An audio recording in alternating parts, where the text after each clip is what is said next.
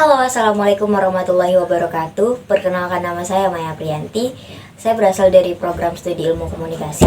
Tujuan saya untuk membuat video ini adalah untuk memenuhi tugas pada mata kuliah Al-Islam, yang dimana tugas tersebut itu memberikan manfaat bagi saya selaku mahasiswa untuk dapat lebih mengenal diri sendiri. Begitu. Tugas yang diberikan itu berisikan perintah agar yang pertama menjelaskan tentang potensi diri saya sendiri, dan yang kedua itu tentu saja membahas tentang kelemahan diri saya sendiri, karena kelemahan dan kelebihan itu berdampingan membentuk konsep diri.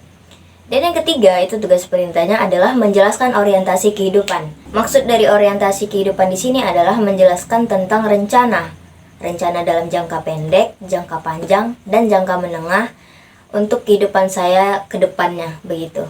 Baik, kita mulai saja. Yang pertama-tama itu adalah membahas tentang potensi atau kelebihan diri. Sedikit saya analisis kepada diri saya sendiri, saya dapat menjabarkan bahwa saya memiliki pribadi yang dapat bekerja secara individu. Yang dimana itu mengartikan bahwa saya, dengan kata lain, tidak bergantung pada orang lain, atau saya bisa bekerja secara mandiri tanpa bantuan orang lain. Maksud dari sebelumnya saya menjelaskan tentang saya dapat bekerja secara individu, bukan berarti saya tidak bisa bekerja sama kepada individu-individu lainnya. Melainkan, jika saya memahami materi tersebut, atau jika saya dapat memahami pekerjaan yang akan saya lakukan, itu akan lebih mudah bagi saya dan saya bisa mengerjakannya secara individu. Dan jika saya dapat memahami materi dan pekerjaan yang saya dapat lakukan, tidak ada alasan bagi saya untuk bergantung pada orang lain. Dan hal inilah yang saya anggap sebagai potensi diri saya atau kelebihan dari dalam diri saya sendiri. Dan kemampuan ini tentu saja dapat saya kembangkan ke depannya agar lebih mudah saya dalam menjalankan kehidupan, yang dimana pada perkuliahan ini hanya terfokus pada diri sendiri. Di sini saya sadar bahwa kehidupan itu tidak perlu bergantung pada orang lain, atau misalnya selagi kita masih bisa kita kerjakan sendiri, sebaiknya kita kerjakan sendiri. Jangan terlalu bergantung pada orang lain. Begitu, teman-teman. Dan yang kedua itu adalah membahas tentang kelemahan diri, yang dimana tentu ada potensi tetapi ada kelemahan. Selanjutnya saya akan membahas tentang kelemahan saya. Sebenarnya kelemahan saya bukan hanya satu, melainkan banyak. Saya merasa saya kurang dalam segala hal. Namun, ada satu kelemahan yang menurut saya itu kesalahannya sangat fatal dan saya sangat susah untuk mengubahnya. Yang dimana kelemahan tersebut adalah dalam pengaturan waktu.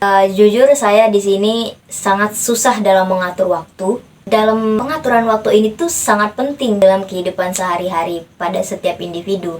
Dan saya lemah pada pengaturan waktu. Ada di mana jadwal saya itu bentrok karena saya kurang teliti dalam pengaturan waktu. Disitulah kelemahan saya yang memang saya anggap fatal kesalahannya atau kelemahannya. Dan selanjutnya itu membahas tentang orientasi kehidupan. Yang dimana orientasi ini dibagi lagi menjadi 3, yaitu orientasi jangka pendek, orientasi jangka menengah, dan orientasi jangka panjang.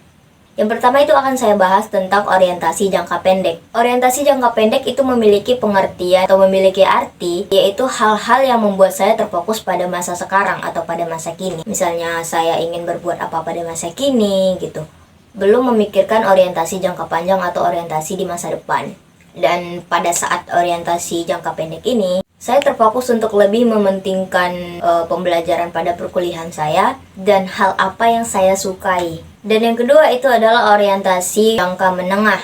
Pada saat saya sekolah menengah atas, saya tidak terlalu aktif dalam berbagai kegiatan di sekolah, dikarenakan ya saya memang pemalas waktu SMA. Saya tidak ingin bergabung ataupun aktif dalam kegiatan apapun. Dan pada saat sekarang ini, pada saat kuliah, saya ingin lebih aktif.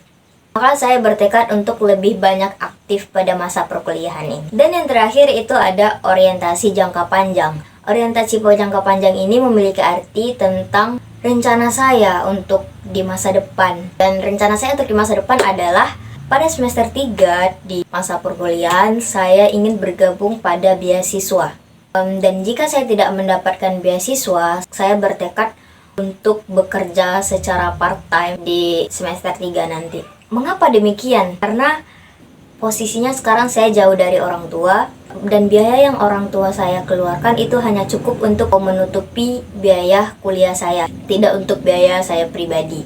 Setidaknya dengan saya mendapat beasiswa ataupun saya bekerja part-time itu dapat memenuhi kebutuhan saya pribadi dan dapat meringankan beban orang tua saya, begitu. Ada sebagian mahasiswa yang memang hidup jauh dari orang tuanya dituntut untuk agar lebih menjadi kuat, melindungi diri sendiri dalam segala hal lah pokoknya. Sebagaimana dijelaskan dalam Al-Quran surat Luqman ayat 14 yang berbunyi, dan kami perintahkan kepada manusia agar berbuat baik kepada kedua orang tuanya. Ibunya telah mengandungnya dalam keadaan lemah yang bertambah-tambah dan menyapinya dalam usia 2 tahun. Bersyukurlah kepadaku dan kepada kedua orang tuamu.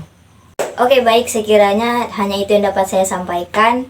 Semoga apa yang dapat saya sampaikan itu dapat dimengerti oleh teman-teman, dan kepada Bapak saya ucapkan terima kasih atas perhatiannya. Saya akhiri, wabillahi taufiq wal hidayah. Wassalamualaikum warahmatullahi wabarakatuh.